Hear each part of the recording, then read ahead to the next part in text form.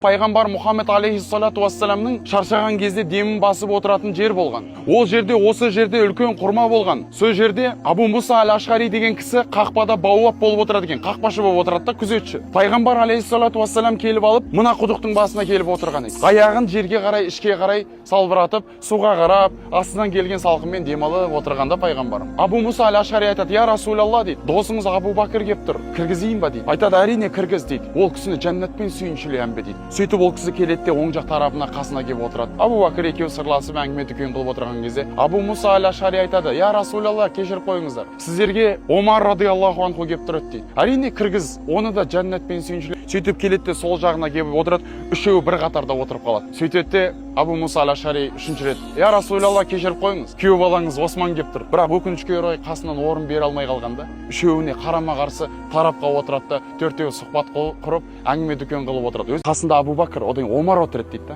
Осман келді де сыймай қалды қастарына дейді да. Қарама қарсы тарапқа отырды дейді да. Енді Құдайдың құдіреті қараңыздаршы дейді да. Дүниеден өткен кезде де Алла тағала бұларға жер берген кезде, жерленген кезде де тура сондай тәртіппен жерленді ғой дейді. Пайғамбар жатыр, қасында Абу Бакр жатыр, қасында Омар жатыр. Қарама қарсы тарап кеше сәлем беріп шығып кеттік қой. Сол жерде Бақиғал Ғарқат деген жәннат бақшаларынан бір бақша болған, 10.000 сахаба жатқан қабірстан бар. Сол жерде Осман жерленгенде. Жерленгенде де осы тура осы тәртіппен жерленген екен. Соны Саид ибн Мусайяб байқап қойған ғой. Соны тарих кітаптарында жазып кеткен, кейін міне біз соны тарих қылып айтып отырмыз да. Қараңыздар қандай керемет та. Пайғамбар, Абу Бакр, Омар отырған, кейін Осман келіп отырған. Ар жақта жатқан кезде пайғамбар, Абу Бакр, Омар жатыр қабірде. Қарама қарсы тарапта Осман жерленген ғой, субханалла. Ертең Құба мешітіне басқа біреулермен келіп жатсаңыздар, осы тарихты айтып беріңіздер иншалла. Жақсы ма? Неге мен өзім бір ұстаным бар. Қазақстаннан келген қажыларымыз, жамағаттарымыз, бір туғандарымыз осындай нәрселерді де біліп кетсе екен деймін да.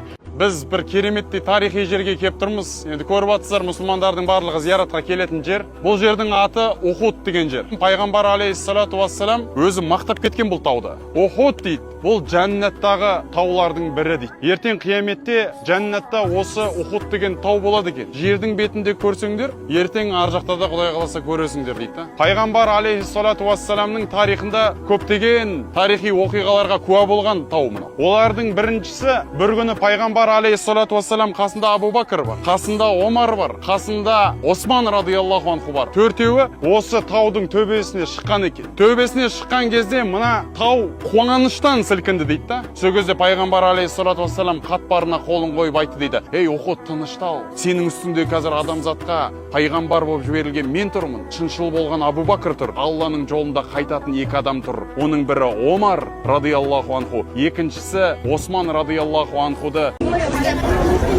Мынау артымызда тұрған Шихабуддин деген ғалым 822 жылы осы жерге Ғарс деген құдықтың қасынан мұсылмандар келіп намаз оқып кетуге ыңғайлы болу үшін мына намазхананы салып кеткен артымызда тұрған.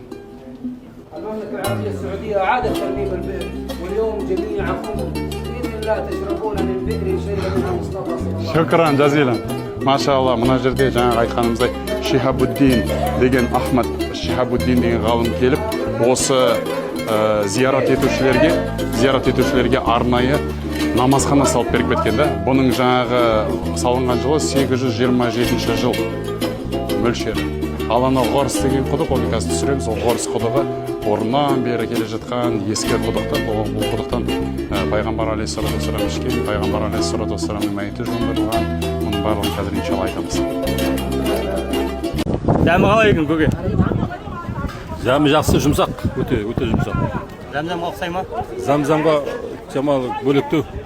Замзамнан бөлектеу. Замзамның дәмі бөлек қой. Дәмі қалай екен аға? Керемет.